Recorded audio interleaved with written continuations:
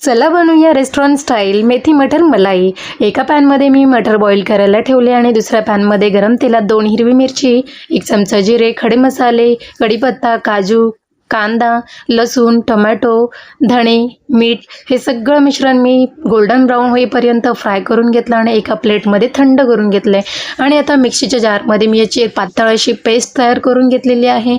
आणि आता इकडे मी दुसऱ्या पॅनमध्ये ऑइल गरम करायला ठेवलं, त्यामध्ये टाकलं 1 चमचा जिरा, थोडेसे तेजपत्ता, हळद पावडर, लाल तिखट मसाला आणि तयार करून घेतलेली ग्रेव्ही टाकली आणि हे मिश्रण मस्तपैकी खरपूस असं होईपर्यंत 3 ते 4 मिनटं चांगलं खालून वरून चमच्याने हलवून ब्राऊन अशी ग्रेव्ही तयार करून घेतली। त्यामध्ये लगेचच बॉईल केलेली मटर टाकले, बारीक चिरून घेतलेली मेथी टाकली आणि याला सुद्धा मी 3 ते 4 मिनटं चांगलं मेथीचं कडवटपणा जाईपर्यंत छानपैकी भाजून घेतलेली आहे। आता पहा ना आपली भाजी किती छान होणार आहे।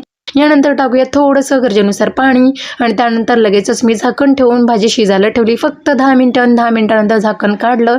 आता ही भाजी आपली परफेक्ट शिजून झालेली आहे। आता यामध्ये टाकूया घरामधलीच दुधाची तयार केलेली मलाईला मी थोडी ब्लेंड करून घेतलेली आणि वरनं खूप सारी कोथिंबीर टाकून गरमागरम पराठ्यासोबत सर्व करा। रेसिपी कशी वाटली एक लाईक नक्की करा आणि आपल्या चॅनलला सबस्क्राईब करायला अजिबात विसरू नका। भेटूया अशा छान आणि नवीन व्हिडिओसोबत, तोपर्यंत बाय, एन्जॉय।